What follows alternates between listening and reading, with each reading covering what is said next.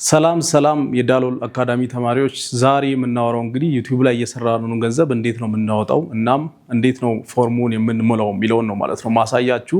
በጣም ብዙ ሰው የሚቸገርበት ነገር ይሄ ስለሆነ በደንብ ግልጽ አድርጌ አብራራላችኋለሁ። ስለዚህ ዩቲዩብ ላይ ገንዘብ ለመስራት መጀመሪያ የሚያስፈልጉን መስፈርቶች አሉ። እነዛን መስፈርቶች ራሳችሁ የዩቲዩብ ቻናላችሁ ላይ ገብታችሁ ምን ምንድናቸው የሚለውን ማየት ትችላላችሁና እንዴት እንደምናይ ላሳያችሁ። ስለዚህ መጀመሪያ YT ስቱዲዮ የሚባል አፕሊኬሽን አለ። ቻናል ስትከፍቱ በእርግጠኝነት ይሄንን አፕሊኬሽን ዳውንሎድ አድርጋችኋል ብዬ አስባለሁ። ዳውንሎድ ያላደረጋችሁ ሰዎች ካላችሁ YT ስቱዲዮ ወይም ደግሞ YouTube ስቱዲዮ ብላችሁ ዳውንሎድ በማድረግ በዛ አፕሊኬሽን ትገባላችሁ። ዩቲዩብ ቻናሉን በከፈታችሁበት የጂሜል አካውንት ሎጊን ታደርጋላችሁ። ኦሬዲ ሎጊን ካደረጋችሁ ደግሞ ዝም ብላችሁ YT ስቱዲዮ አፕሊኬሽን ስትከፍቱ እንደዚህ አይነት ኢንተርፌስ ይመጣላችኋል። ስለዚህ ዳሽቦርድ የሚል አለ። ከዛ በጥግ በኩል የዶላር ምልክት ያለችባት አለች እርን ምትል ማለት ነው። እሷን በምትነኩበት ጊዜ ወደ ታች የተወሰነ ስክሮል ስታደርጉ መስፈርቶች የተቀመጡ አሉ። ገንዘብ ለመስራት የሚያስፈልጋችሁ ማሟላት ያለባችሁ መስፈርት አለ ማለት ነው እዚህ ጋር። ስለዚህ ሁለት አይነት መስፈርቶች ተቀምጠው ታገኛላችሁ። አንደኛው መስፈርት 500 ሰብስክራይበር መሙላት አለባችሁ ይላል። ከዛ ደግሞ 3000 የእይታ ሰዓት። የእይታ ሰዓት ማለት እንግዲህ ሰዎች የናንተን ቪዲዮ እያዩ ያሳለፉት ጊዜ በሙሉ ተደምሮ ማለት ነው 3000 ሰዓት መሙላት አለበት። 3000 ሰዓት ማለት ደግሞ 180000 ደቂቃ እንደማለት ነው። እንዴት ነው የምንሞላው የሚለውን ነግራችኋለሁ። ብቻ ያንን መሙላት አለባችሁ። ከዛ ደግሞ በ3 ወር ውስጥ 3 ቪዲዮ ፐብሊክሊ አፕሎድ አድርጋችኋል የሚለው ይታያል። ይሄኛው አንዱ መስፈርት ነው። ነገር ግን ይሄን መስፈርት ስታሟሉ ቪዲዮአችሁ ላይ በሚገባ ማስታወቂያ ክፍያ ታገኛላችሁ ማለት አይደለም። ይሄኛው መስፈርት ፋን ፈንዲንግ ይባላል። ፋን ፈንዲንግ ማለት ሰዎች ለእናንተ ጊፍት መስጠት ይችላሉ። ቻናላችሁ ሞኔታይዝ መሆን ይችላል። ነገር ግን ይሄን መስፈርት አሟላችሁ ማለት ቪዲዮአችሁ በታየ ቁጥር ገንዘብ ይከፈላችኋል ማለት አይደለም። ቪዲዮአችሁ ላይ ማስታወቂያ እየገባ ገንዘብ ይከፍላችኋል ማለት አይደለም። ይሄኛው መስፈርት ስታሟሉ ገንዘብ የምትቀበሉበት መንገድ ፋን ፈንዲንግ ይባላል። ፋን ፈንዲንግ ማለት ሰዎች ናቸው ለእናንተ ጊፍት መስጠት የሚችሉት። ማለትም ኮሜንት ላይ ሱፐር ቴንክስ ይባላል። ሱፐር ቴንክስ ማለት በቃ ዝም ብለው ቪዲዮ አንድ ሰው ፖስት ሲያደርግ የተመቸው ሰው ከውስጥ ኮሜንት እንደሚሰጠውላ ገንዘብ መስጠት ይችላል። ሌላ ደግሞ የተለያዩ ጊፍቶች ላይቭ ስትገቡ ምናምን የሚሰጧችሁ አሉ።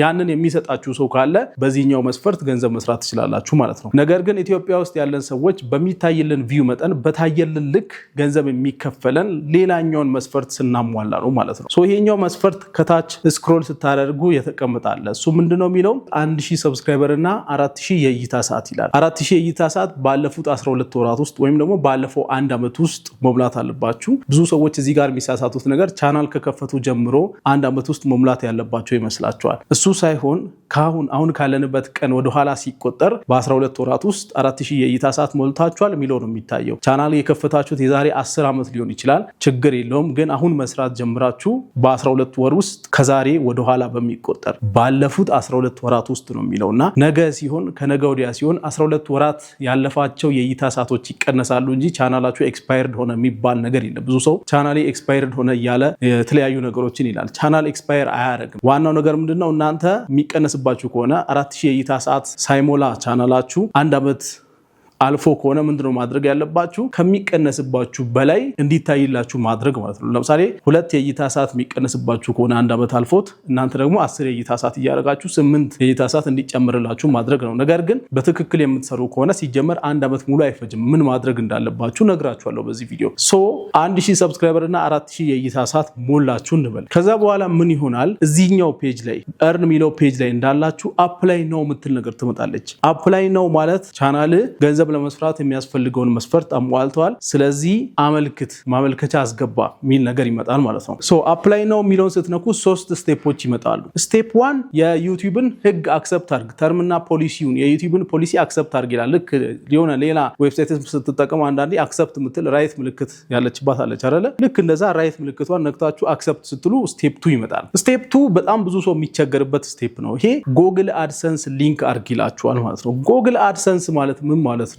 ሌላ ዌብሳይት ነው። ከዩቲዩብ ውጪ የሆነ ሌላ ዌብሳይት ነው። ያ ጎግል አድሰንስ ስራው ምንድነው? ኤኒዋን ከጎግል ጋር የተያዘ ስራ ሰርቶ የሚያገኘውን ገንዘብ የሚያወጣበት እዛ ጋር ባላንሱን የሚያይበት ከጎግል ጋር የተያዘ የትኛውንም ነገር ሰርቶ ገንዘብ የሚቀበልበት ዌብሳይት ነው። የዩቲዩብ ባለቤት ጎግል ነው እንደምታውቁትና ከዩቲዩብ የምታገኙትንም ገንዘብ የምታወጡት በጎግል አድሰንስ በኩል ነው። ምን ይጠይቃችኋል? ሊንክ ብላችሁ ስትገቡ እንግዲህ ጎግል አድሰንስ ሊንክ ብላችሁ ስትገቡ ጥያቄ ይጠይቃችኋል። ከዚህ በፊት ጎግል አድሰንስ ነበራችሁ ወይ ይላችኋል። አይ ደግሞ ሌላ አዲስ ልክፈትላችሁ ወይ ይላችኋል ማለት ነው። ስለዚህ እናንተ አዲስ ከሆናችሁ ከዚህ በፊት ዩቲዩብ ቻናል ከሌላችሁ ከዚህ በፊት ዩቲዩብ ቻናል ከፍታችሁ ገንዘብ እየሰራችሁ ካልነበረ አይ አዲስ ክፈቱልኝ ትላላችሁ ማለት ነው። ነገር ግን እኔ አሁን ለምሳሌ 50 ቻናሎች ቢኖሩኝም ከዚህ በኋላ 67 ቻናል ብከፍትም ምንድነው ማለት ያለብኝ? አዎ ከዚህ በፊት የከፈትኩት ጎግል አድሰንስ አለኝ ብዬ ነው ከዛኛው ጎግል አድሰንስ ጋር ነው ሊንክ ማድረግ ያለብኝ ማለት ነው። ለምን አንድ ሰው ከአንድ በላይ ጎግል አድሰንስ መክፈት አይችልም። ልክ አሁን ለምሳሌ ንግድ ባንክ ላይ አንድ ሰው 5-6 ባንክ አካውንት መክፈት እንደማይችለው ሁሉ ኤኒዋን ከጎግል ጋር የተያዘ ስራ የሚሰራ ሰው አንድ ጎግል አድሰንስ ብቻ እንዲኖረው ነው የሚፈቀድለት። ያንን ጎግል አድሰንስ ከ50 ከ60 ዩቲዩብ ቻናሎችም ጋር ማገናኘት ይችላል። በነዛ 50-60 ዩቲዩብ ቻናሎች የሰራው ገንዘብ ግን አንድ ላይ ነው ወደዚህኛው ጎግል አድሰንስ የሚገባው እንጂ ለእያንዳንዱ ቻናል አዳዲስ ጎግል አድሰንስ መክፈት አይጠበቅበትም፣ አይቻልም እንደዛ ማድረግ። ሁለተኛ ደግሞ ጎግል አድሰንስ በጣም ስትሪክት ነው። ገንዘብ ነክ ነገር ያለበት ስለሆነ በጣም ህግ አላቸው። ስለዚህ ለመቆጣጠር የሚመቻቸው አንድ ሰው አንድ ጎግል አድሰንስ ሲኖረው ብቻ ነው ማለት ነው። ስለዚህ እናንተ ምን ትላላችሁ? ኖ ትላላችሁ። ከዚህ በፊት ጎግል አድሰንስ የለኝም ኖ ብላችሁ ትገቡና ኖ አይ ኒድ ቱ ክሬት ዋን፣ አይ ከዚህ በፊት ጎግል አድሰንስ የለኝም አዲስ ክሬት ማድረግ ፈልጋለሁ ትሉና ስትገቡ እዛ ጋር የሚጠይቃችሁ ነገር አለ ማለት ነው። ስለዚህ እዚህ ጋር የምትሰጡትን ኢንፎርሜሽን በደንብ ኬርፉል መሆን አለባችሁ። ስማችሁን ትጽፋላችሁ፣ የራሳችሁ ስም፣ ስልክ ቁጥር ባታስገቡ ይመረጣል። ከዚህ በፊት ምናልባት ጎግል አድሰንስ ምናምን ሞክራችሁ ከሆነ ወይ በእናንተ ስልክ ቁጥር ሞክሮ ከሆነ ሰው ድጋሚ ሌላ ጎግል አድሰንስ የከፈታችሁ ነው ብሎ አልቀበል ይላችኋል። ስለዚህ ስማችሁን የት ከተማ እንዳላችሁ አዲስ አበባ ብቻ ብላችሁ ጻፉ። ዝም ብላችሁ አዲስ አበባ ብላችሁ ጻፉ። ሰፈር ስትሪት የሚለውን ደግሞ ዝም ብላችሁ ቦሌ ብላችሁ ጻፉ። ከዛ በኋላ ፖስታል ኮድ የሚለው ቦታ ላይ ፖስታል ኮድ የሚል አለ። እሱ ላይ 1000 ቁጥር አስገብታችሁ ከዛ በኋላ ክሬት በሉት ማለት ነው። ሌላ ብዙ ዲቴል ውስጥ አትግቡ። ካውንትሪ የሚለውን ኢትዮጵያ ታደርጋላችሁ። ከዚህ በፊት ያው ዩቲዩብ ቻናል ስትከፍቱ ካውንትሪ ወደ ሌላ ሀገር ቀይረን ነው አይደል የምንከፍተው። ነገር ግን ጎግል አድሰንስ ላይ ኢትዮጵያ ማለት አለባችሁ። ምክንያቱም በኋላ ላይ ገንዘቡን የምትቀበሉት ወደ ኢትዮጵያ ስለሆነ ማለት ነው። ከኢትዮጵያ ውጪ ከሆናችሁ ግን ያላችሁበትን ሀገር ታስቀምጣላችሁ ማለት ነው። በነገራችን ላይ ጎግል አድሰንስ አዲስ ክሬት አድርግልኝ ስትሉት ሎጊን አድርጉ ይላችኋል። ሎጊን ስታደርጉ በራሱ ዩቲዩብ ቻናሉን በከፈታችሁበት ኢሜል ሎጊን ማድረግ ስላላችሁ የፈለጋችሁት ሌላ ኢሜል ካለ መጠቀም ትችላላችሁ። ችግር የለውም። ባይ ዘ ወይ ግዴታ ዩቲዩብ ቻናሉን በከፈታችሁበት ኢሜል አይደለም ጎግል አድሰንስ ክሬት ማድረግ ግዴታ አይደለም። በሌላም ኢሜል መጠቀም ትችላላችሁ፣ በራሱ መጠቀም ትችላላችሁ። ስለዚህ የፈለጋችሁትን ማድረግ ትችላላችሁ። ከዛ በኋላ እነዚህን ኢንፎርሜሽኖች ሞልታችሁ እንግዲህ ጎግል አድሰንስ ክሬት ብላችሁ ወደኋላ ይመልሳችኋል። ከዛ ሪቪው ያደርጋል። እቺን ሁለተኛዋን ስቴፕ ሪቪው ያደርጋል ማለት ነው። ለምን በጣም ብዙ ሰዎች ሁለተኛ ሶስተኛ ጎግል አድሰንስ ለመክፈት ስለሚሞክሩ ያንን ቼክ ማድረግ ይፈልጋል። በአንዴ አክሰፕት ያደርጋችሁ ቼክ ያደርጋል። ሁለተኛውን ስቴፕ ቼክ አድርጎ ከዚህ በፊት ሌላ ጎግል አድሰንስ እንዳልከፈታችሁ ወይ ደግሞ ከዚህ በፊት ሌላ ጎግል አድሰንስ ከፍታችሁ የሆነ ህግ ጥሳችሁ የተዘገባችሁ ከሆነ ራሱ አይፈቅድላችሁ። በነገራችን ላይ አንድ ሰው ከጎግል አድሰንስ ጋር በተያያዘ የጣሰው ህግ ካለ ሌላ አላስፈላጊ ድርጊቶችን ለመፈጸም ሞክሮ ከነበረ ድጋሚ ድርሽ እንዳይል ነው የሚያደርገው። ስለዚህ ጎግል አድሰንሳችሁን ቶሎ ዝም ብላችሁ በየደቂቃው ሎጊን እያደረጋችሁ አዳዲስ ነገር ዝም ብላችሁ አትፈላሰፉ። በቃ ከጎግል አድሰንስ ጋር ብዙ መነካካት አያስፈልግም። ኢንፎርሜሽንም ስትሞሉ ተጠንቀቁ። ከዛ በኋላ እንግዲህ ሁለተኛውን ስቴፕ ያው እንዳልኳችሁ መረጃዎቻችሁን ከሞላችሁ በኋላ ሪቪው ያደርግና አክሰፕት ያደርጋችኋል ወይም ደግሞ ዲክላይን ያደርጋል። ያው አልተቀበልናችሁም ይላችኋል። ይሄን ሁሉ ስቴፕ አልፋችሁ አልቀበልም ካላችሁ እንግዲህ ቴሌግራም ላይ @dalol_contact ብላችሁ በዚህ ቴሌግራም እኛን አናግሩን። እኛ የቻልነውን ያክል ያንን ነገር ለማስተካከል እንሞክራለን። ይሄን ስቴፕ ከተቀበላችሁ በኋላ ደግሞ ሶስተኛው ስቴፕ አለ። ሶስተኛው ስቴፕ ደግሞ ቻናላችሁን ነው ሪቪው የሚያደርገው። ቻናላችሁን ማለት ነው። ምን ያደርጋል? የዩቲዩብ ቻናላችሁን ገብቶ ሲስተም ላይ ቼክ ያደርጉታል። እንደኛ ሰው የሆኑ ሰዎች ገብቶ ቼክ ያደርጋሉ። በሲስተምም ቼክ የሚያደርጉበት መንገድ አለ። ምንድነው ቼክ የሚያደርጉት ቻናላችሁ ላይ? አንደኛ 1000 ሰብስክራይበር እና 4000 እይታ ሰዓት ሞልታችኋል። ነገር ግን በራሳችሁ ቪዲዮ ነው ወይ? የሰው ቪዲዮ ድጋሚ አፕሎድ እያደረጋችሁ ከቲክቶክ ከፌስቡክ አምጥታችሁ ዝም ብላችሁ ወይ ሪአክሽን ቪዲዮ ሳይሆን ወይ የእናንተን ሀሳብ ሳሰጡበት ዝም ብላችሁ ደርድራችሁ የሰው ቪዲዮ ፖስት በማድረግ ገንዘብ አታገኙ። ከዩቲዩብ ብቻ አይደለም ከሌላ ከፌስቡክ ከቲክቶክ አምጥታችሁ የሰው ላይቭ ስትሪም የገቡትን ሪከርድ አድርጋችሁ ምናምን ፖስት ብታደርጉ ዩቲዩብ አይቀበላችሁም። ይሄ ነገር ምን ይባላል? ሪዩዝድ ኮንተንት ይባላል። ስለዚህ የራሳችሁን ኦሪጂናል ቪዲዮ ለመስራት ሞክሩ። የሰው ቪዲዮ ማስገባት ከፈለጋችሁ ደግሞ በሪአክሽን ቪዲዮ መልክ ነው እንጂ እንዲሁ ዝም ብላችሁ የሰው ቪዲዮ ደርድራችሁ በመስራት ገንዘብ አታገኙም ዩቲዩብ ላይ። ስለዚህ ሪዩዝድ ኮንተንት መኖር አለመኖሩን ቼክ ያደርጋል ማለት ነው ሶስተኛ ስቴፕ ላይ። ሌላኛው ቼክ የሚያደርገው ከዚህ በፊት ቻናላችሁ ላይ ኮሚኒቲ ጋይድላይን የጣሳችሁበት ነገር አለ ወይ የሚለውን ያያል። ኮሚኒቲ ጋይድላይን ማለት እንግዲህ ገብታችሁ አንብቡ። የዩቲዩብም የቲክቶክም ኮሚኒቲ ጋይድላይን አለ። እሱ ምንድነው? መተዳደሪያ ደንብ ማለት ነው። ሰዎች እዛ ቲክቶክ ዩቲዩብ በሚከፍቱበት ጊዜ አስደንጋጭ ቪዲዮዎች፣ ሰው ሲገደል ሰው ሲደበደብ ምናምን ያሉ ቪዲዮዎች፣ ሴክሹዋል ኮንተንቶች ማለትም በጣም ወሲብ ቀስቃሽ የሆኑ አላስፈላጊ ፖርኖግራፊ ኮንተንቶች አይቻሉም። ሌላ ደግሞ የህፃናት ሴፍቲ የሚባል ነገር አለ።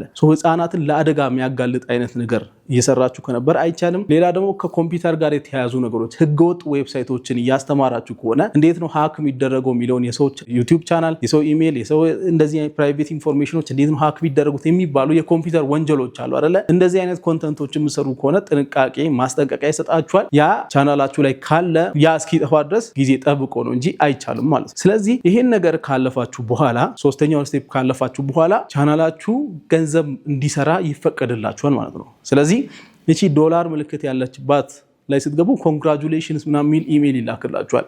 በቃ አሁን የዩቲዩብ ፓርትነር ሆናችኋል ይላችኋል ማለት ነው።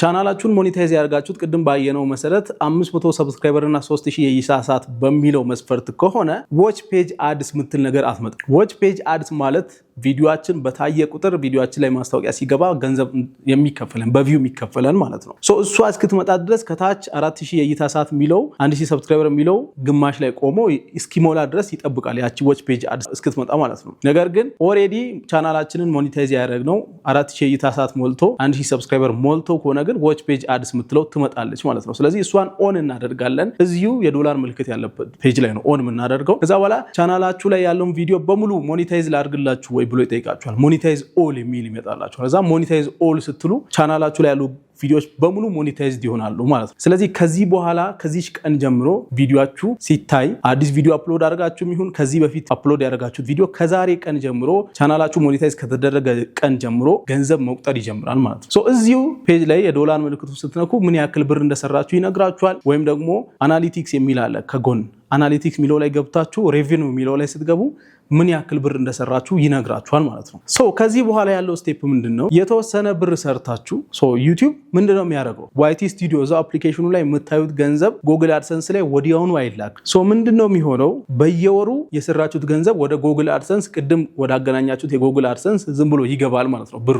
ምንድነው የሚያደርገው መሰላችሁ? በየወሩ ለምሳሌ አሁን ያለንበት ወር ፌብሩዋሪ ነው ብለን እናስብና ፌብሩዋሪ ወር ላይ የሰራሁት ገንዘብ ቀጣይ ወር ማርች ላይ ነው ወደ ጉግል አድሰንስ የሚገባው ማለት ነው። ፌብሩዋሪ 1 እስከ ፌብሩዋሪ 28 ሙሉ ወሩን የሰራሁት ገንዘብ ቀጣይ ማርች ላይ 10 ወይም 11 አካባቢ ወደ ጉግል አድሰንስ ይገባል ማለት ነው በራሱ።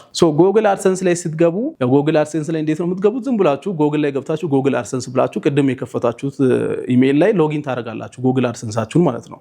ቻናላችሁን በከፈታችሁበት ሊሆን ይችላል፣ በሌላ እናንተ ቅድም በከፈታችሁበት ስትገቡ አድሰንስ ፎር ዩቲዩብ የሚለው ላይ ባላንስ ያሳያችኋል ማለት ነው። ባላንሳችሁ ላይ ይገባል ማለት ነው። በወር አንዴ የሰራችሁት ገንዘብ ሙሉ ተጠራቅሞ በወር አንዴ ወደ ጉግል አድሰንስ ይገባል።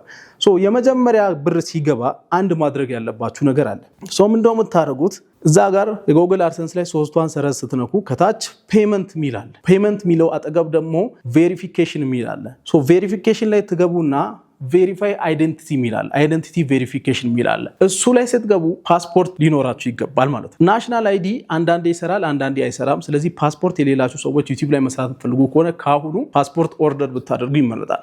እዛ ጋር ድሮ የሚደረገው ምንድነው? ወደ ኢትዮጵያ ፖስታ ነበር የሚልኩት። ፖስታ ላይ የሆነች ቬሪፊኬሽን ኮድ ያለችባት ፖስታ ይልኩልና እሷን ነበር እዛ ምናስገባው። አሁን ግን ያ ግዴታ አይደለም። አሁን ምንድነው የምታደርጉት? ሁለት አማራጭ ያመጣላችኋል። በፖስታ ልላክላችሁ ወይስ አሁኑኑ ቬሪፋይ ላድርግላችሁ ሚል ያመጣላችኋል። ስለዚህ አሁኑኑ ቬሪፋይ አድርግልኝ ትሉታላችሁ። ፓስፖርታችሁን እዛው ፎቶ እንድታነሱ ወይም ኦሬዲ ፎቶ ያነሳችሁት ካለ እንድታስገቡ ይጠይቃችኋል። ፊታችሁን ስካን ያደርጋል። ዞር ብሎ እዛ ፓስፖርቱ ላይ ያለው ፎቶ የእናንተ መሆኑን ቼክ ለማድረግ ፊታችሁን ቼክ ያደርጋል። ከዛ በኋላ እንግዲህ ቬሪፋይ ያደርጋል።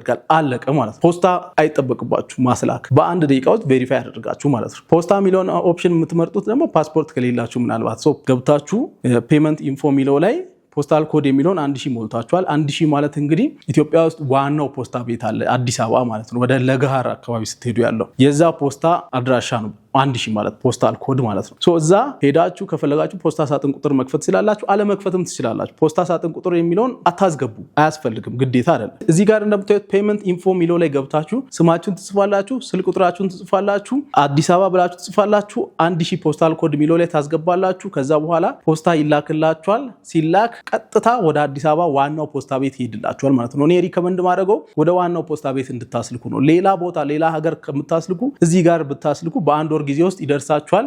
ሌላ ደግሞ ኦሬዲ ፖስታ ቤቱ ስለ ጎግል አድሰንስ በደንብ ያውቃል፣ በጣም ብዙ ፖስታ ስለሚላክላቸው ማለት ነው። ስለዚህ እንደዚህ ያውቃሉና ስማችሁን አይተው በስልክ ቁጥራችሁ ይደውሉላችኋል። ፖስታ ሳጥን ቁጥር ስለሌላችሁ ወይም ደግሞ እናንተ መታችሁ ጠይቁ። በ20 ቀን እስከ 30 ቀን ስለሚደርስ መታችሁ ፖስታ ተልኮልኝ ነበረ ከጎግል አድሰንስ፣ ስለዚህ ደርሷል ወይስ አልደረሰም ብላችሁ ጠይቋቸው። እነሱ አይተው ይሰጣሉ። ግን ከዚህ ሁሉ መከራ ፓስፖርት አውጥታችሁ በአንዴ ቬሪፋይ ማድረግ ይቀላል ማለት ነው። ከዚህ በኋላ ምንድን ነው የሚያደርገው? ጎግል አድሰንስ ላይ ፔመንት ትሬሽሆልድ የሚባል ነገር አለ። ፔመንት ትሬሽሆልድ ማለት ነው ዝቅተኛው ክፍያ ማለት ነው። ሶ ዝቅተኛው ክፍያ ጎግል አድሰንስ ላይ 70 ዩሮ ነው። በአንድ ወር ውስጥ 70 ዩሮ ካልሞላችሁ በዛ ወር ያ ገንዘብ አይላክላችሁ ማለት ነው። በትንሹ ቀጣይ ወር ከምትሰሩት ጋር ተደምሮ 70 ዩሮ ሲሞላ ነው የሚላክላችሁ። ስለዚህ በትንሹ በየወሩ 70 ዩሮ መስራት አለባችሁ። 70 ዩሮ ማለት ወደ ስንት ዶላር እንደሆነ አሁን ኤግዛክት ቁጥሩን አላውቅም፣ ግን 70 ዩሮ በሞላችሁ ቁጥር ወደ ባንክ አካውንታችሁ ይገባል ማለት ነው ብሩ። ባንክ አካውንታችሁ ደግሞ እንድታስገቡ አድ ፔመንት መተድ የሚል ይመጣል። እዛው ጎግል አድሰንስ ላይ አይደንቲቲያችሁን ቬሪፋይ ካደረጋችሁ በኋላ አድ ፔመንት መተድ የሚል ይመጣል ማለት ነው፣ ብሩን እንድትቀበሉ። አድ ፔመንት መተድ ብላችሁ ምንድነው የምታደርጉት? እዚህ ኢትዮጵያ ውስጥ ያለ ባንክ ለምሳሌ ንግድ ባንክ መሆን ይችላል፣ አቢሲኒያ፣ ዳሽን ባንክ፣ አዋሽ፣ የፈለጋችሁት ይቻላል። ስለዚህ የባንኩን ስም ይጠይቃችኋል። ለምሳሌ ንግድ ባንክ ከሆነ ኮሜርሻል ባንክ ኦፍ ኢትዮጵያ ትላላችሁ። ከዛ ስዊፍት ኮድ የሚል ነገር ይመጣል። ስዊፍት ኮድ የትኛውም ባንክ ስዊፍት ኮድ አለው። ማታውቁ ከሆነ ለምሳሌ ሲቢኢ ስዊፍት ኮድ ብላችሁ ጎግል ላይ ሰርች ማድረግ ትችላላችሁ። ሲቢኢ ቴታ ነው ለምሳሌ፣ የዳሽን ከሆነ ዳሼታ፣ የአቢሲኒያ ከሆነ አቢሴታ ምናምን ነው። ሶ ያቺን ስዊፍት ኮድ የሚለው ቦታ ላይ ትሞላላችሁ። ባንክ አካውንታችሁን ደግሞ ቀጥሎ ትሞላላችሁ። ከዛ በኋላ አለቀ ማለት ነው። ሶ ይሄንን ባንክ አካውንት ኢትዮጵያ ውስጥ ባለው ባንክ አካውንት ሁሌ የሰራችሁት ገንዘብ በየወሩ ይላክላችኋል ማለት ነው። ሶ ምንድነው የሚሆነው? ከዩቲዩብ ወይም ከዩቲዩብ ስቱዲዮ በዚህ ወር የሰራችሁት በቀጣዩ ወር 8 እስከ 11 ባለው ወደ ጎግል አድሰንስ ይገባል አልኳችሁ። ከዛ በኋላ ደግሞ ከ10 ቀን በኋላ ጎግል አድሰንስ ላይ ወደ 10 ቀን ይቆያል። ከ10 ቀን በኋላ 21 አካባቢ 21 እስከ 25 ባሉ ቀናት ወደ ባንክ አካውንታችሁ ይገባል ማለት ነው። ምን ማለት ነው? በዚህ ወር ማለትም ጃንዋሪ ላይ ለምሳሌ ፌብሩዋሪ ላይ ለምሳሌ የሰራችሁት ገንዘብ ቀጣይ ወር ማርች 8 እስከ 11 ባሉ ቀናት ወደ ጎግል አድሰንስ ይላካል። ከጎግል አድሰንሳችሁ ደግሞ ማርች 21 አካባቢ ወደ ባንክ አካውንታችሁ ይገባል ማለት ነው። ስለዚህ ፌብሩዋሪ የሰራችሁት ገንዘብ ቀጣይ ወር 21 ላይ ነው ወደ ባንካችሁ የሚገባው ማለት ነው። ይሄንን ገንዘብ ወደ ኢትዮጵያ ሲላክላችሁ ሁለት አማራጭ አላችሁ። አንደኛ የከፈታችሁት ባንክ አካውንት ኖርማል ሬጉላር፣ አሁን እኛ በኢትዮጵያ ብር ገንዘብ የምንቆጥብበት ባንክ አካውንት ሊሆን ይችላል አይደለ? ስለዚህ ምን ይሆናል መሰላችሁ? ከዛ የተላከው ገንዘብ በኢትዮጵያ ብር ተመንዝሮ ነው ማለት ነው የሚቀመጥላችሁ። ስለዚህ በራሱ በእለቱ በነበረው ምንዛሬ ዋጋ ወደ ኢትዮጵያ ብር ተቀይሮ ይቀመጥላችኋል ማለት ነው። ሌላኛው አማራጫችሁ ደግሞ ምንድነው? ባንክ ስትሄዱ እኔ የምፈልገው በኢትዮጵያ ብር ሳይሆን በዶላር እንዲቀመጥልኝ ነው ማለት ትችላላችሁ። አሁን ላይ ብሔራዊ ባንክ ያወጣው አዲሱ ሕግ ማንኛውም ሰው ሄዶ የዶላር አካውንት የዩሮ አካውንት መክፈት ይችላል። ስለዚህ ባንክ ሄዳችሁ ዩቲዩበር ስለሆንኩኝ እኔ የምፈልገው የዶላር አካውንት እንዲሆንልኝ ነው ፈልጎ ካላችሁ ምን ይሆናል? ያ ከጎግል አድሰንስ የተላከላችሁ ገንዘብ በዶላር አካውንታችሁ ላይ ቁጭ ይላል ማለት ነው፣ በዶላር። ስለዚህ አንደኛ ያንን ዶላር በማስተር ካርድ ሰጥተዋችሁ ቪዛ ካርድ ሰጥተዋችሁ ያንን ቪዛ ካርድ ይዛችሁ ወደ ውጭ ሀገር ሄዳችሁ መጠቀም ትችላላችሁ፣ ገንዘቡን ዶላሩን ማለት ነው። ሁለተኛ ደግሞ በፈለጋችሁት ቀን ሄዳችሁ ዶላሩን ወደ ኢትዮጵያ ብር እንዲቀየርላችሁ አድርጋችሁ መቀበል ትችላላችሁ። ጎግል አድሰንስ ላይ አንድ የምትሞላ ነገር አለች። እሷ ደግሞ ምን ትባላለች? ታክስ ኢንፎርሜሽን ትባላለች ማለት ነው። ታክስ ኢንፎርሜሽን የዩናይትድ ስቴትስ ታክስ ኢንፎርሜሽን ነው። ኦሬዲ ካልሞላችሁ ጎግል አድሰንሳችሁ ላይ ስትገቡ በቀይ ይመጣላችኋል። በቃ ታክስ ኢንፎርሜሽን ካልሞላችሁ 30% እንቆርጥባችኋለን፣ ስለዚህ ሙሉ ሚል በቀይ ይመጣላችኋል በትልቁ ማለት ነው። ስለዚህ ማኔጅ ታክስ ኢንፎርሜሽን ሚለው ላይ ትገባላችሁ። እዛ ላይ ካላገኛችሁ ደግሞ ቀጥታ ሶስቷን ሰረዝ ትነኩና ፔመንት ሚለው ላይ ማኔጅ ሴቲንግስ ሚለውን ትገባላችሁ። ማኔጅ ሴቲንግስ ሚለው ላይ ማኔጅ ታክስ ኢንፎ ሚል አለ። እሱን ስትነኩ ፎርሙን እንድትሞሉ ያመጣላችኋል ማለት ነው። የምንሞላው ፎርም WBEN 8 ይባላል። WBEN የሚባል ፎርም ነው የምንሞላው ማለት ነው። እዛ ላይ ገብታችሁ ፔመንት ኢንፎ ላይ ያለውን ስማችሁን ራሱን ስም ትጽፋላችሁ፣ አድራሻችሁን ኢትዮጵያ መሆኑን፣ ከዚህ በፊት ዩናይትድ ስቴትስ ላይ ምንም አይነት ስራ ሰርታችሁ እንደማታውቁ፣ ከዩናይትድ ስቴትስ ውጪ እንደሆናችሁ ምናምን ትሞላላችሁ። ያው ያንን እንዴት ነው የምንሞላው ካላችሁ ዩቲዩብ ላይ ሰርች አድርጋችሁ እንዴት ነው ታክስ ኢንፎርሜሽን የሚሞላው የሚለውን አይታችሁ መሙላት ትችላላችሁ። ብዙ የተሰሩ ቪዲዮዎች ስላሉ ማለት ነው። ይሄን ማድረጋችሁ ለምን ይጠቅማል? በኋላ ላይ ምንድነው የምታደርጉት? ከሚላክላችሁ ገንዘብ ላይ አሜሪካ ግብር ትቆርጣለች። አሜሪካ ግብር ስትቆርጥ እናንተ ይሄን ታክስ ኢንፎርሜሽን ካልሞላችሁ ምንድነው የምታደርገው? በቃ ከአጠቃላይ ካገኛችሁት ገንዘብ ዝም ብላ 30%ን ትቆርጣለች ማለት ነው። ስለዚህ ምንድነው ማድረግ ያለባችሁ? ያንን ታክስ ኢንፎርሜሽን መሙላት አለባችሁ። ከዛ በኋላ ምን ይሆናል? አሜሪካ ግብር የምትቆርጥባችሁ ሰዎች አሜሪካ ሆነው ካዩት ላይ ብቻ ነው ማለት ነው። ቪዲዮአችሁ ለምሳሌ ሰዎች ከተለያየ ሀገር ያያሉ አይደለ? አሜሪካ ሆነው ሰዎች ካዩት ነገር ላይ ብቻ ታክስ ትቆርጣለች ማለት ነው። ስለዚህ ዩዥዋሊ አብዛኛው ኢትዮጵያዊ ቻናል ማክሲማም 10 እስከ 20% ነው የሚቆረጥበት ማለት ነው፣ የዩናይትድ ስቴትስ ታክስ ማለት ነው። ስለዚህ እነዚህ ነገሮች ካጠናቀቃችሁ በኋላ ዩቲዩብ ላይ ያገኛችሁት ገንዘብ በየወሩ ወደ አካውንታችሁ ቀጥታ ይገባል ማለት ነው። ሌላ ምንም የተወሳሰበ ነገር የለም። ነገር ግን ትልቁ ነገር ይሄንን ገንዘብ ለማግኘት መጀመሪያ 1000 ሰብስክራይበር እና 4000 እይታ ሰዓት ያስፈልጋችኋል። ያንን ለመሙላት ብዙ ሰዎች የሚሳሳቱት ነገር አለ። መሳሳት የሌለባችሁ አንደኛ በተለያዩ ኮምፒውተሮች እየገባችሁ የራሳችሁን ቪዲዮ ማየት በጣም ሮንግ ነው። ይሄ ቻናላችሁ እንዲሞት ነው የሚያደርገው። ዩቲዩብ ከአንድ አካባቢ ሰዎች በተደጋጋሚ ቪዲዮአችሁን የሚያይ ከሆነ እናንተ ራሳችሁ እንደሆናችሁ ያውቃል። ስለዚህ ቻናላችሁ በጣም ይጎዳል። ሌላኛው ሰብስክራይበር ለመጨመር ሰብ ቱ ሰብ የሚባል አንተም ሰብስክራይብ አድርግልኝ እኔም ሰብስክራይብ ላድርግልህ ምናምን የሚል ነገር ውስጥ እንዳትገቡ። እነዚህን ስህተቶች አትስሩ። ማድረግ ያለባችሁ ነገር ምንድነው? አሪፍ የድምጽ ኳሊቲ፣ አሪፍ የቪዲዮ ኳሊቲ እና አሪፍ የሰው አቴንሽን የሚይዝ ቪዲዮ እየሰራችሁ ያንን ቪዲዮ ኮንሲስተንት ሆናችሁ አፕሎድ ማድረግ ነው። ኮንሲስተንት ማለት በጣም ቻናላችሁን መፖስት በምትችሉት ፍጥነት እየፖስታችሁ። ጀማሪ ስትሆኑ እንግዲህ አትሊስት በሳምንት አንዴ ምናምን አፕሎድ ብታደርጉ ይመረጣል። ስለዚህ እንደዛ እያደረጋችሁ ስትሄዱ ዩቲዩብ በራሱ ጊዜ የእናንተን ቻናል ለሰዎች ማድረስ ይጀምራል። ተስፋ አትቁረጡ። ጀማሪ ስትሆኑ ምንም አይነት ቪው አታገኙም፣ ግን ያ ቪው እስኪመጣ ድረስ ሳታቆሙ መልቀቅ ነው ያለባችሁ። ስለዚህ ያንን ስታደርጉ አንድ ጊዜ ቻናላችሁ ለሰው በደረሰ ቁጥር በአንድ ቪዲዮ ብቻ 1000 ሰብስክራይበር ልታገኙ ራሱ ትችላላችሁ። ምን ማለት ነው? ብዙ ሰዎች የሚሳሳቱት ነገር ምንድነው? በዚህ ሳምንት ለምሳሌ 10 ሰብስክራይበር ብቻ ካገኘ ቀጣይ ሳምንትም 20 የሚሆን ይመስለዋል፣ ቀጣይ ሳምንትም 30፣ መቼ ነው 1000 የሚሞላው ብሎ ይጨነቃል ብዙ ሰው። ሬጉላር በሆነ መንገድ አይደለም ይሄው። በአንድ ሌሊት ቻናላችሁ ለሰው ሪከመንድ ተደርጎ በአንድ ሌሊት ሊሞላ ይችላል። በአንድ ሌሊት ስላችሁ ዛሬ ሳይሆን የዛሬ 3 ወር 4 ወር ሊሆን ይችላል ያ ሌሊት። ስለዚህ ታገሱ፣ ትዕግስት ይኖራችሁ፣ አትቸኩሉ። ብዙ የሆኑ ህገወጥ መንገዶችን ለመጠቀም አትሩጡ። ስለዚህ ያንን ካደረጋችሁ በኋላ ቻናላችሁን 1000 ሰብስክራይበር እና 4000 ሰዓት እንዲሞላ ማድረግ ትችላላችሁ። ትልቁ ነገር ትዕግስት ነው። ትዕግስት ስላችሁ ዝም ብሎ መታገስ ሳይሆን በትክክል እየሰሩ መታገስ። ዝም ብሎ ቪዲዮ ሳይለቁ መታገስ ሳይሆን ቪዲዮ እየለቀቁ መታገስ። ትዕግስት በጣም ኢምፖርታንት ነው። ዩቲዩብ መጀመሪያ ላይ ቋቅ እስኪላችሁ ድረስ እስኪሰለቻችሁ ድረስ ይፈትናችኋል በደንብ ማለት ነው። ያችን ጊዜ እንደምንም በትዕግስት ማሳለፍ ይጠበቅባችኋል። ከዛ በኋላ ግን ቻናላችሁ ገንዘብ መስራት ከጀመሩ በኋላ ቻናላችሁ ሳታስቡት እያደገ ይመጣል ማለት ነው። ስለዚህ ይሄን ይመስላል የዛሬው ቶፒካችን። በጣም ብዙ ትምህርት አግኝታችሁበታል ብዬ አስባለሁ። ያልገባችሁ ነገር ካለ ኮሜንት ሴክሽን ላይ አስቀምጡ። አመሰግናለሁ።